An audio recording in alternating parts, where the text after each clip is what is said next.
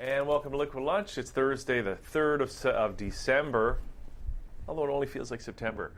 It feels like September was only yesterday, Sandra, but here we are. It's almost Christmas. I will take it.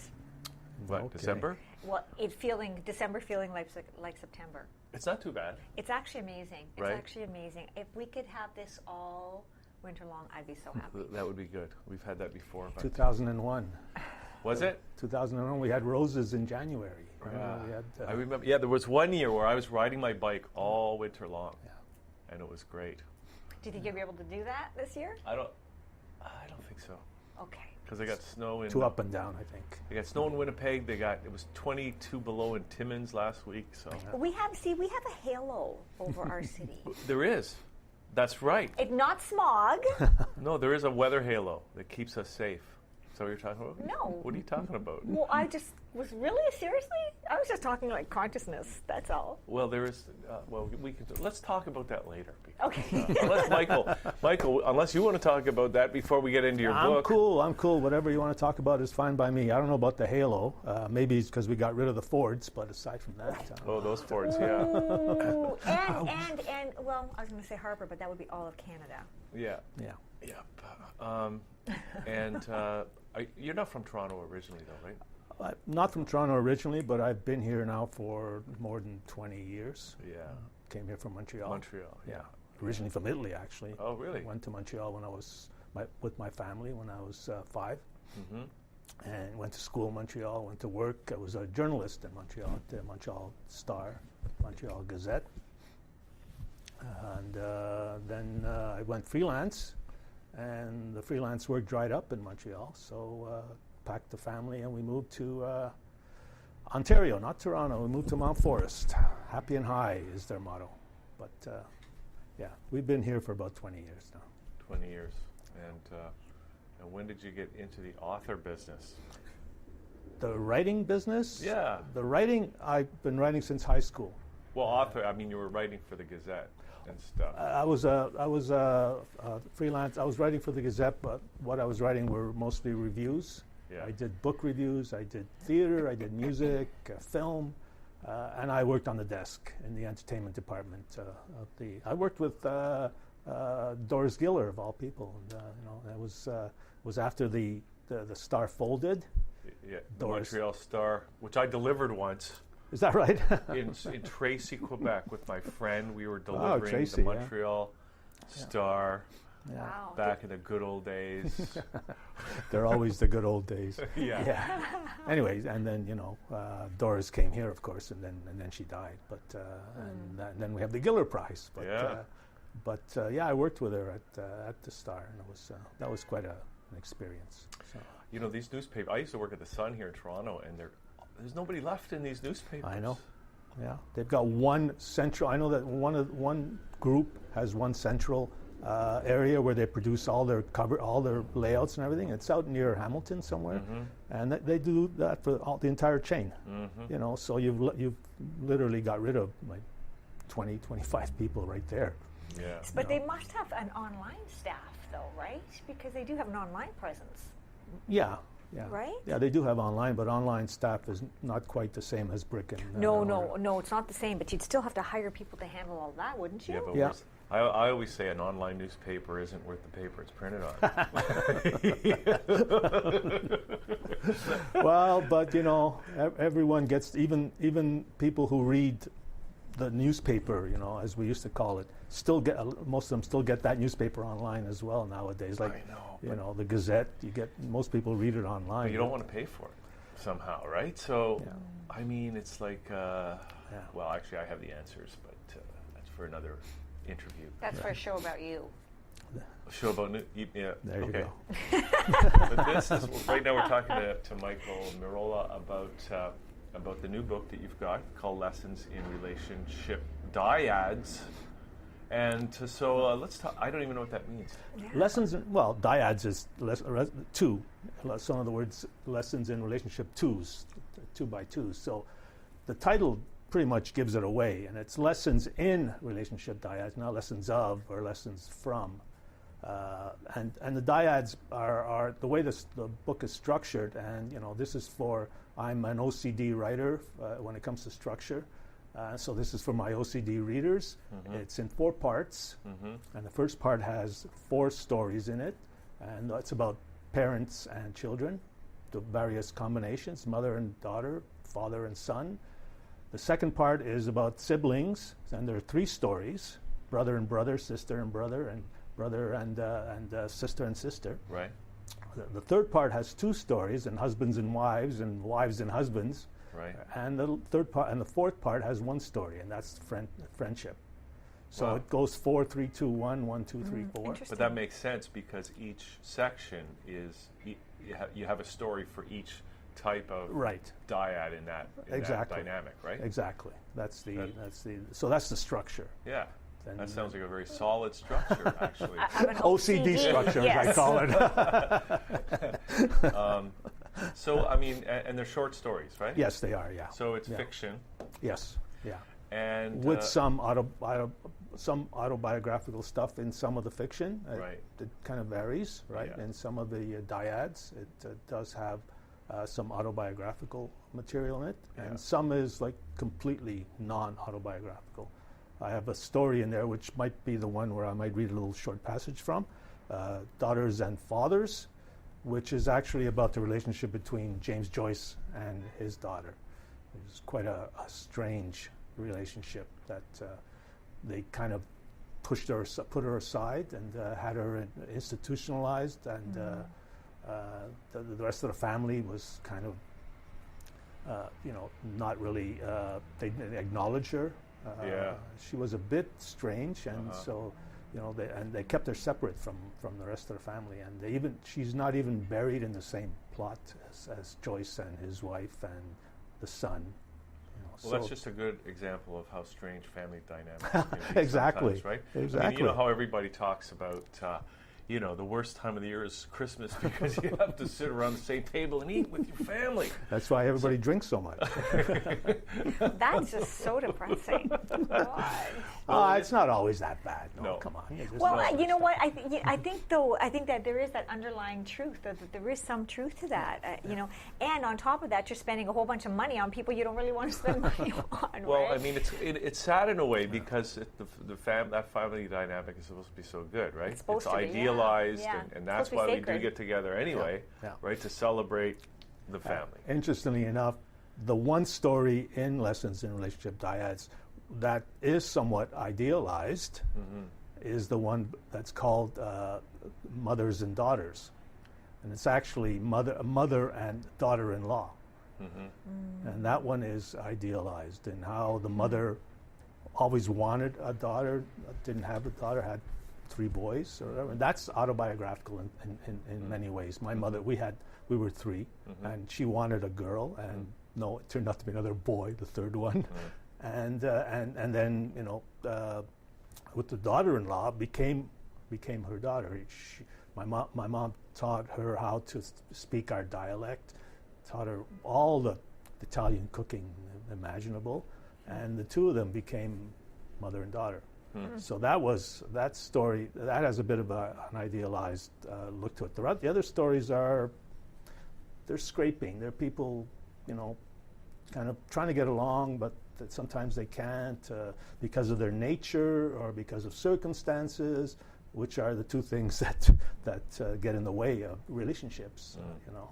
So what was it that prompted you to even think about writing this book? It wasn't something that I said, I'm going to write this book. No, I wrote some stories, they got published, and then I started to see the pattern. I started to see these dyads that I was writing about, and I said, maybe I can write a couple more, and put them together, and create. This was written over a period of 15 to 20 years. So This book here, this particular book? Yeah. So were some of the stories written and published? Yes. Some of these stories? Oh, yeah. And so you saw them, that they were related, there was a relationship Exactly. to some of the other stories that you were writing. So a theme was emerging. Right. So you seem to like to talk about relationships. Yeah. So is there a reason? In this book, anyway. Okay. So are there other types? So do you have other books that you've also published as well? I've published I have to try to keep count. 3 novels, 3 other collections of short stories, 3 poetry collections. Oh, wow, okay. Yeah, and I say I've been writing since my high school days, and the first book of mine that was published professionally, a book, was in 1992. It was called not Lessons, it was called the Formal Logic of Emotion. Okay. And that was another short story collection that I did. But yeah, I think I've probably published 9 or 10 books by now. Wow, that's quite... A couple of them have won awards. A novel called Berlin won Bressani Prize, but it also has been translated into Latvian, of all languages, and is now going to be translated into French in the next year or so. So... oh, that's great. Yeah. That's... Yeah. It's nice to know that you're reaching a larger and larger audience. Well, you try. This is the whole thing. I mean, when you write, you write basically in a garret. The thing about the writing in the modern world, or the postmodern world, is that a writer who spends all his or her time in a garret is not going to get anywhere anymore. The social media is extremely important. Letting people know what you're doing, getting yourself out there, going to things like this, or readings, or making sure your books get out to the various reviewers. That's all extremely important. If you want to, otherwise you're like someone. You're like a factory with an assembly line, but no distribution. And all your products do is fall off the end of the assembly line and don't go anywhere, right? The same thing with publishing. It's the same thing. You can publish all the books you want. If you don't have the publicity, the promotion, the marketing, the distribution, they just build up in the warehouse. Just forget about it. Now, what about the idea? And of course, we've heard stories about authors, like in the old days when you actually, you'd have to submit to a publisher who would prove it or not. You heard stories like. Some of the greatest writers of all time, they submitted their work and they were turned down by publishers. 25 times or 25 times, right? Yeah. So, and yet at the end of the day, their work got out and now they're acclaimed everywhere for the greatness of their writing. Right. Do you think that that really good writing will rise eventually and be recognized for what it is? That's the kind of question that is almost impossible to answer, because what's to say that there isn't really tremendous writing that was written 200 years ago and no one's ever heard of it? Yeah. Right? I mean, so it's like, okay, so the great writing that was heard, that was eventually taken on by someone, became known, and the authors became famous. What about the ones? There's always the possibility of others who were just as good, perhaps. Chances are, I mean, the great writers, if we're talking about the 20th century, writers like Franz Kafka, for example, he would never have been discovered because at the end of his life, he wanted all of his manuscripts to be burnt. It was his editor who said, I don't think I'm going to do this, and got him out there. And then, once he got out there, Joyce was turned down by dozens of publishers in England and the United States, mostly because they felt his work was the portions of his work were a little too erotic or a little too right. So or hard to understand. Well, that part of it, yes, but most times that's not the reason why they wouldn't publish it. I know that Ulysses was not published because of the sequence with the sort of the sexual material that was in there that was unknown at the time, except for pornography, right? So yeah, I say that question is it's hard to answer because the ones we know, the ones that became famous, fine, yeah. But what about there's some that might have been just as good, but no one took on their cause, or right time, right place. Exactly, that's the other thing. Yeah. And it's almost like today, it's like everybody has an ambition almost to write a book, right? It's like that's just something that everybody should do, but who's doing all the reading? Well, yeah, but I mean, it's easier and easier to publish material today, non-traditionally. Yeah. Traditionally, it's very hard. Yeah. Very hard. We get, my own publishing house, we get 200, 150, 200 manuscripts a year, and we manage to publish, and we really push it. We manage to publish maybe 30. Yeah. That would be a lot of work for a small house, right? Yeah. But look at what's not getting published, right? Exactly. And a lot of those are when I read them, I read most of them, and a lot of them are just as good as the ones we publish. We just have to make a decision at a certain point. Is this one going to sell a little more? Or and that, I was going to ask you, because then the marketing angle comes in versus the literature angle. Right? Yeah. And so, because I know you're a publisher as well. So this book here, Lessons in Relationship Dyads, from a marketing point of view, where does this book, how does it sit? What? I didn't publish this. This is not, we don't publish our own work, my partner and I. Interesting. Oh, no. That's, that would be Vanity Press, right? This is a publisher in California, Red Hen Press published this. And they took it on, and they felt that it was, they liked the writing, but they also felt that it was, they could use, have it as a lead, as one of their lead titles. So I'll be going down there, I'll be going to LA to read at the launch. I'm trying to get across Canada, and Vancouver, and then down to Portland, and and do they help you with all of that, Michael? Do they book all of that for you? They help with the booking. They don't necessarily help with the financing. Okay. That's not like the old days. No. So but then does that mean when you do sell these books, you get a bigger chunk? No. Wow. No, the royalties are 10%. That's the royalty on a book, no matter. Okay. I mean, unless you're Stephen King or something, right? Okay. Who doesn't even need a publisher anymore, I gather. Yeah. He publishes his own. But, so you make 10% for all books sold, and you pay for your own travel? In Canada, Canada helps out a bit. They can help out. Okay. Canada has the Canada Council, and they have author touring, that sort of thing. So they can help out. When I went to Latvia to promote the publication of the Latvian Berlin. The international tour, Canada Council touring office paid for my flight. So they do that in conjunction with the Canadian House or Canadian Consulate in a particular country, which Harper killed for a while, but now it might come back. We might get some of that back. Hopefully. Just speaks to the state of the industry if you have to get, assistance. That to me is, and I know it's artistic, so writing is artistic, and so, there always tends to be this separation between things like this, and it's really sad. I think it's really, really too bad. Well, some countries actually have a base salary for artists. They provide, if you have to show through your peers a particular amount of work that has been critically analyzed and all that. There are countries where you get a base salary for being an artist.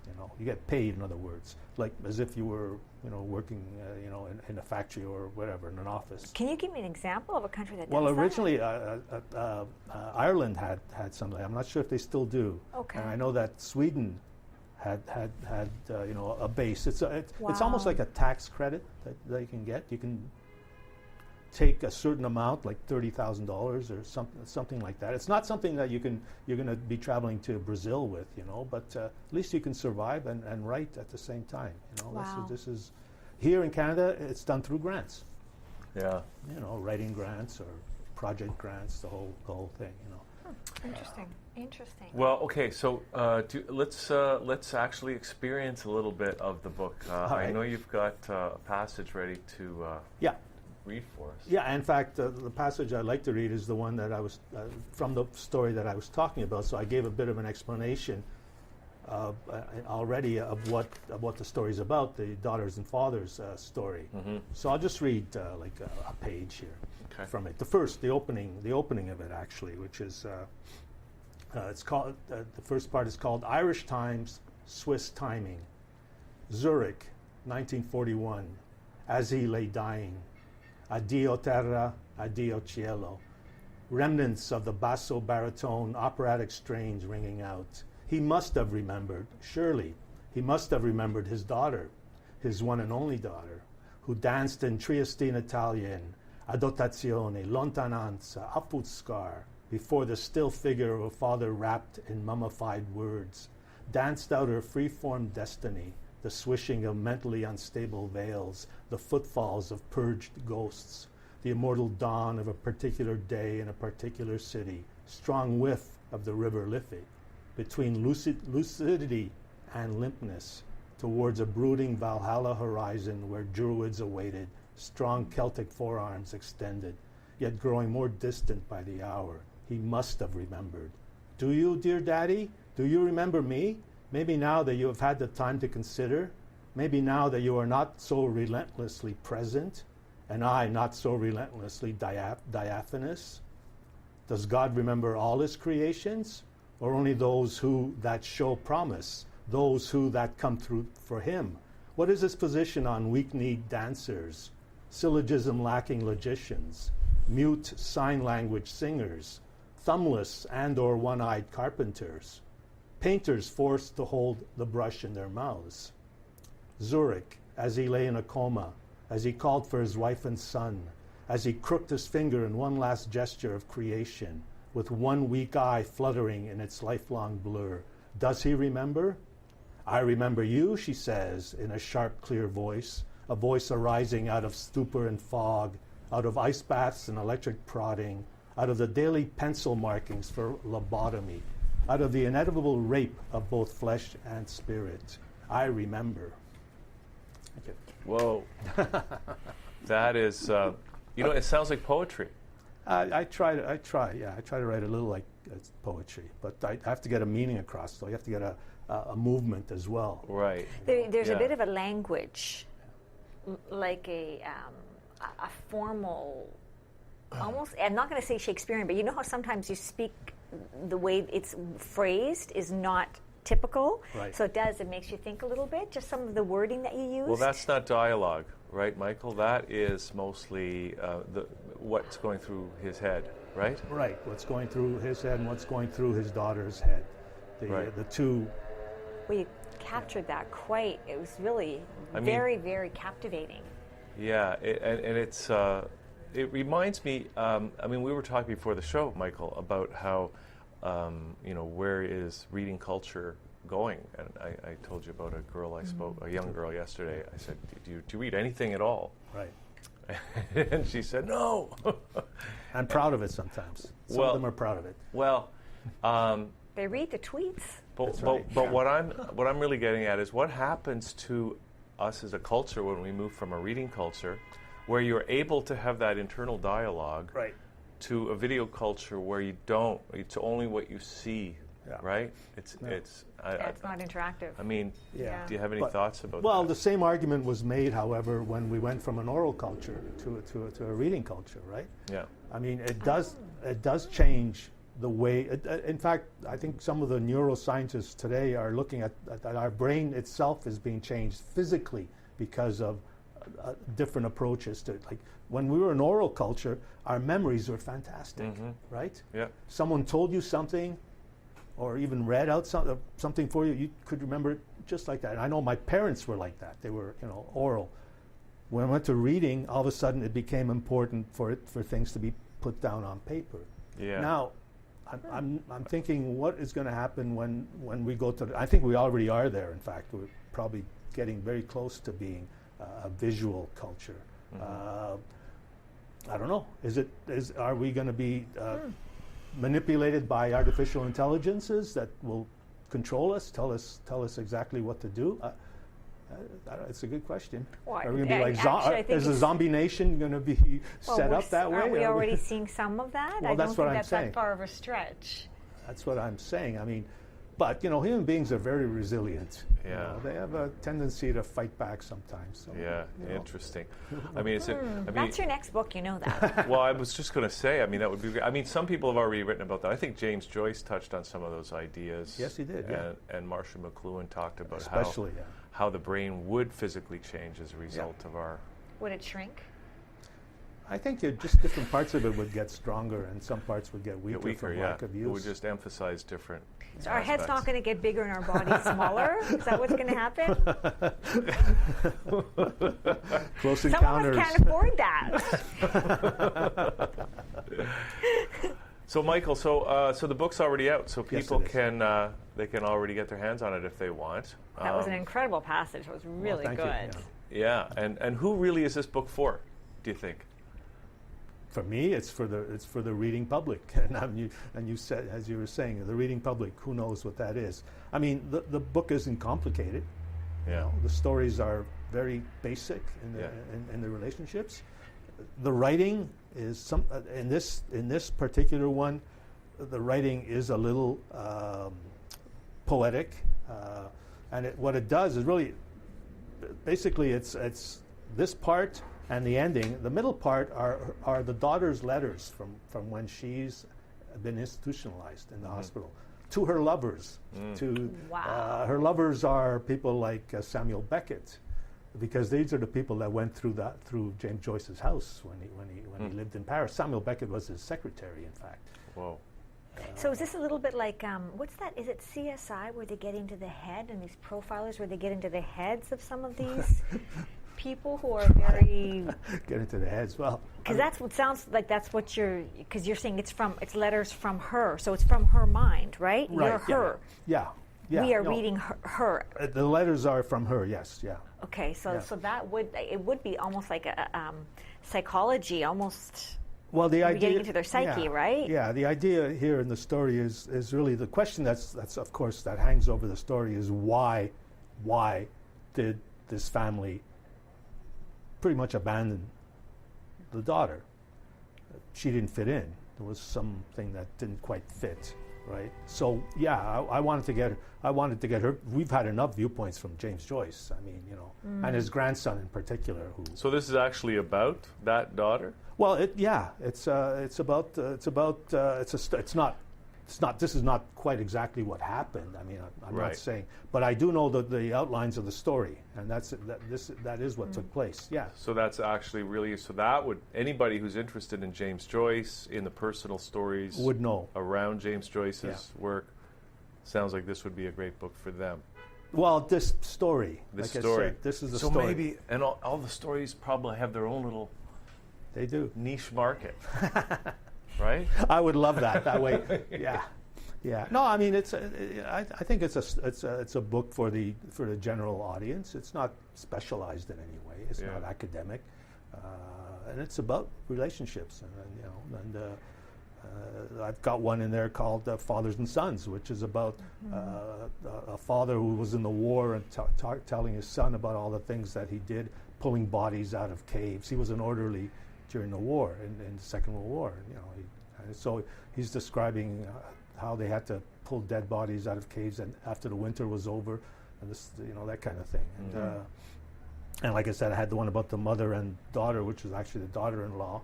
The two sisters is about two sisters from the Indian subcontinent who are just about to be kicked out of their apartment, and they're waiting outside with their luggage and everything, and the story is based around that. So they all have their own, but it's all about these dyads, these relationships between two people. Interesting. So people interested in family dynamics or relationship dynamics in general too might actually learn something. No, lessons in. Lessons in. Not lessons from. Okay. Whoa. I don't quite understand now, Kate. Well, we're on the same page. I don't know about you, Michael. But you and I are both. That's a huge question mark. Well, so Michael, are you going to be doing any readings or releases in Toronto or anything? Yes, yeah. My publicist is working for releases in Toronto. It'll be over the next 6 to 8 months. Do we know where yet, or anything to announce yet? So can people go to your website and keep the track there? We'll keep track. We'll have it on the website. We'll have it on Twitter. We'll have it on Facebook. So michaelmirolla.com, they can go there and buy links the book there to buy the book. Not from my website, no. From my website directs people to Amazon. Sure. Or Red Hen Press if they want to go to Red Hen Press directly. Yeah. But Amazon is the place where Okay, I awesome. can't sell the book myself. I'm not the publisher. Right. That's Right? So well. It sounds great, and it sounds like some real good writing. well, thank Sounds you. good, like great lessons in. That's it. Thank you for having me. Okay, it's been great. Today. Thanks for doing this. So Thank you. we're going to take a little break, I guess, Sandra. We're going to come back. We've got lawyer Christine Roth coming on. We're going to be talking about the refugee crisis. Wow. We're going to Okay. be talking about saving some families from Syria, and we may even get into what happened in California yesterday. So it's going to be heavy. I heard about that, yeah. So stay tuned. We'll be right back here on thatchannel.com.